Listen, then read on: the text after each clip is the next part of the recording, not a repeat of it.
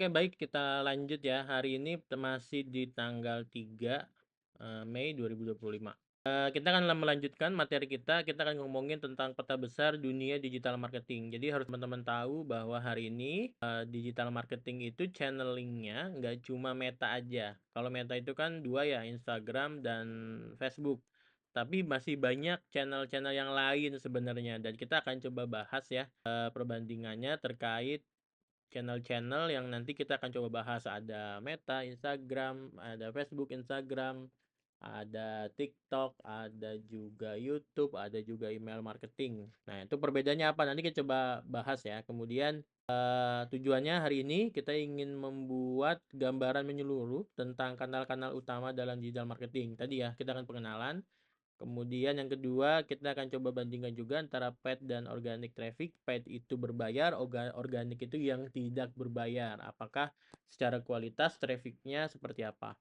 Kemudian peran masing-masing channel dan bagaimana cara mengintegrasikannya dalam strategi kita. Yang pertama kita akan ngomongin Meta. Di dalamnya ada Facebook dan Instagram. Di kedua platform ini cocok menurut saya kalau teman-teman pengen membangun awareness, cocok, mau mendorong konversi penjualan juga cocok. Dan banyak banget memang hampir produk digital, produk-produk yang jualannya berbasis secara online menggunakan channeling Meta dan Instagram. Ya, walaupun hari ini Meta dan Instagram bukan satu-satunya channel yang bagus secara awareness-nya ya.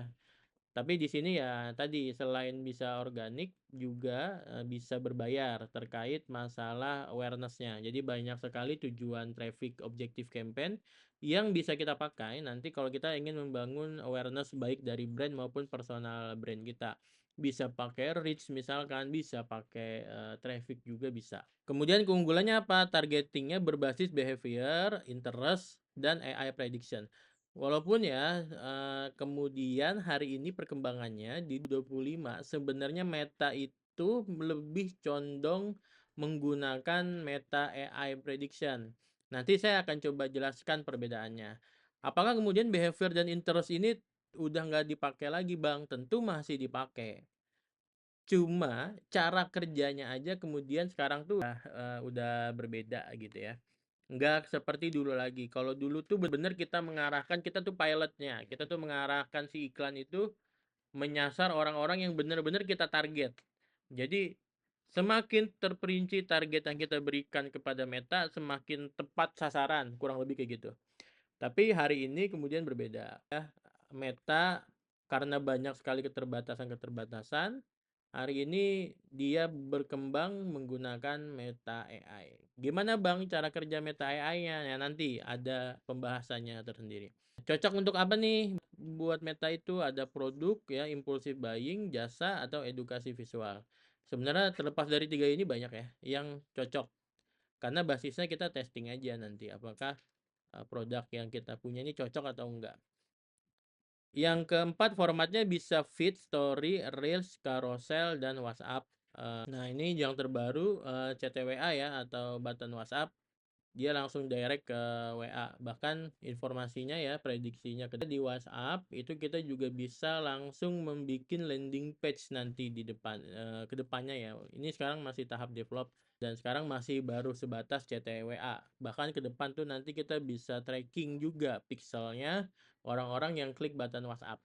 Sampai di tanggal hari ini ya, di tanggal 3 Mei 2025, WA masih belum bisa tracking event. Di yang kedua kita ngomongin Google. Google Ads itu ada search, display, YouTube atau short juga di dalamnya ada ya. Nah, search ads itu muncul ketika orang-orang itu mencari sesuatu cocok untuk produk yang sudah dicari orang. Jadi kalau Google Ads dengan Meta Ads itu perbandingannya ya kalau di kelas-kelas online itu atau offline biasanya dibandinginnya gini. Kalau Meta itu tukang bakso keliling, kalau Google itu tukang bakso mangkal. Gitu. Kenapa? Karena kalau mangkal itu ya orang nyari baru dia datang. Nah, Google tuh begitu, di search ads-nya, dia itu muncul ketika orang mengetikkan keyword-keyword tertentu yang sudah kita masukin ke dalam Google Ads-nya. Nah, ketika keyword kita di search sama orang baru ada iklan kita muncul. Seperti itu. Dan itu urutan nanti ya. nomor satu siapa yang muncul. Nah, itu biasanya banyak sekali scoring penentunya.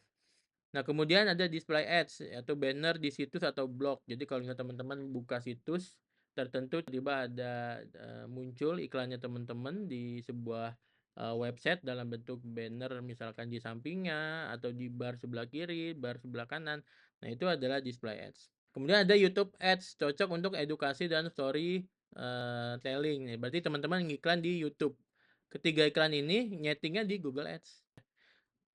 Cocok buat apa? Kalau kita pakai Google Ads, cocok untuk misalkan produk solusi, problem aware audience ya, problem aware audience, B2B dan lain-lain. Jadi teman-teman memang harus riset ya, apa kemudian produk teman-teman tuh banyak dicari di YouTube atau enggak. Kalau konten-konten edukasi memang biasanya itu ngena banget di YouTube. Kenapa? Karena orang itu biasanya mencari tutorial di YouTube. Sehingga kalau kita pengen jual kelas-kelas edukasi, kelas-kelas tutorial, nah itu kita bisa banget ngiklan kita itu di YouTube. Jadi Google Ads itu menyodorkan jawaban ke orang yang sedang mencari solusi. Yang ketiga ada TikTok Ads ya. Platformnya TikTok. Nah, ini platform berbasisnya video pendek dan bisa cepat viral. Kenapa? Karena algoritma yang diterapkan sama TikTok dengan Meta itu berbeda banget. Jadi kalau di TikTok itu iklan kita video kita ya itu bisa dilihat sama non followers kita. Walaupun di Meta udah mulai tuh di Reels juga udah bisa seperti itu ya. Tapi karena algoritmanya ini berbeda dan di TikTok itu lebih cepat untuk hal-hal yang semacam tadi. Sehingga untuk membangun awareness itu di TikTok bagus banget dan itu cepat banget. Viewersnya itu bisa tiba-tiba langsung meledak. Gede banget gitu ya. Terlepas teman-teman punya followers atau nggak punya followers gitu ya, atau followersnya sedikit. Itu bisa banget. Nah, audiensnya mayoritasnya hari ini kebanyakan masih di 15 sampai 35 tahun. Cocok untuk produk kreatif, tren kekinian, hiburan, produk retail, affiliate, konten edukasi cepat. Nah, ini cocok semuanya. Dan di TikTok kan ada TikTok Shop ya. Ada TikTok Shop. Nah, itu bisa juga sebagai tempat jualan dengan live shopping. Live shop TikTok namanya kalau nggak salah. Formatnya bisa in video, top views, atau spark ads. Cocok untuk bangun awareness cepat, tempat menangkap attention ya anak muda dalam 3 detik pertama. Nah, itu TikTok Ads. Yang keempat ada email marketing. Digunakan untuk nurturing atau merawat leads. Jadi biasanya email marketing itu bisa kita pakai kalau kita sudah punya database. Nah, ngumpulin database-nya dari mana? Bisa jadi ngumpulin database-nya itu tadi menggunakan Meta Ads. Ya, kita ngumpulin quiz pack atau form sederhana menggunakan Meta Ads. Kita juga bisa pakai lead generation atau value ladder di mana kita bikin produk yang di-download secara gratis, tapi untuk di-download mereka harus memasukkan dan mengisi form, nama, email, nomor telepon dan seterusnya. Kemudian database itu yang kemudian kita kolektif, baru database yang terkolektif tadi kita rawat dengan cara kita mengirimkan email secara personal ke orang-orang yang tadi sudah mengisi form sederhana tadi ya. Biasanya itu kegiatannya untuk merawat leads yang sudah beli di kita atau yang sudah ngisi form di kita, melakukan reminder ya, mengedukasi sebuah promo atau edukasi lainnya. ROI-nya tinggi jika database-nya bagus. Ini betul juga, tapi ini perlu di-testing untuk lebih lanjutnya. Tentu setiap kondisi itu beda-beda. Nah, ya. Kemudian cocok untuk customer retention, e-commerce dan bisnis edukasi. Jadi kalau di email teman-teman kan sering juga tuh ya dapat notifikasi email. Misalkan habis beli apa, tiba-tiba dapat lagi email notifikasi ada promo selanjutnya dan lain-lain. Itu bisa kita sebagai reminder di email marketing. Jadi kalau email itu saya bilang seperti jalur pribadi menuju ruang komunikasi dengan konsumen. Ya, seperti itu. Yang kelima ini pelengkap order channel. Order channel ini salah satunya kita bisa menggunakan SEO atau blog, tapi ini golongannya bukan paid traffic ya. Ini golongannya adalah organic traffic. Nah, ini bisa dari Google, nanti bisa di ranking SEO-nya gitu ya. Dan ya capeknya ya pas bikin artikel tentunya ya. Kalau kita pakai SEO, artikelnya harus banyak, backlink juga sama. Kemudian ada WhatsApp marketing, ini conversational funnel, bisa menggunakan WhatsApp marketing kalau misalkan teman-teman itu hari ini bisa menggunakan Meta, bisa juga menggunakan aplikasi yang sudah bekerja sama dengan Meta, yang sudah third party gitu ya. Saya nggak mau nyebutin mereknya ya, nanti saya dikira jualan, tapi ada beberapa yang bisa teman-teman pakai. Di sana kita bisa broadcast menggunakan WhatsApp marketing, dan itu biayanya kalau nggak salah 580 per satu kali kirim. Ya, jadi nanti si Meta itu akan menggolongkan, ini WhatsApp-nya marketing, OTP, bisa jadi OTP, kalau OTP itu lebih murah, tapi yang paling mahal itu kalau ini marketing, itu sekitar 580 atau 600 perak gitu, saya lupa.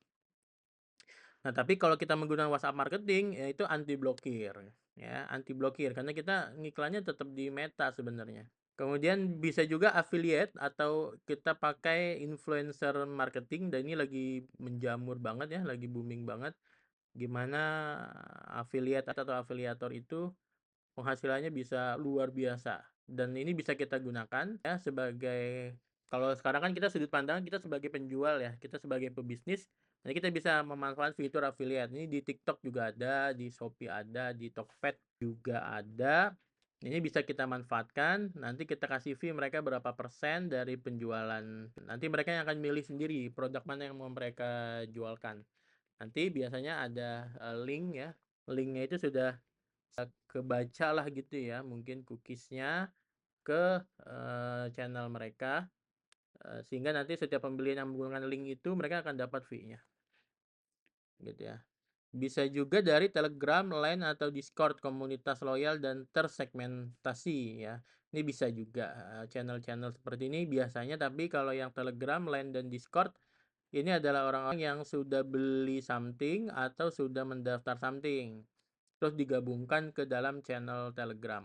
Ya, nanti di Telegram itu dia diedukasi, terus nanti ada apa namanya, kayak cross selling atau upselling tertentu lah dari si pemilik komunitas tersebut. Jadi dia kalau jualan tuh langsung di Telegram.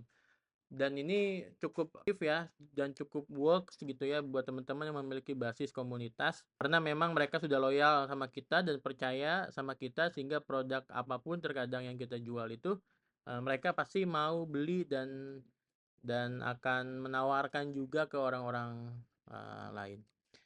Itu kurang lebih 5 channel yang bisa teman-teman pakai. Mungkin di video ini cukup sampai di sini aja. See you on next video.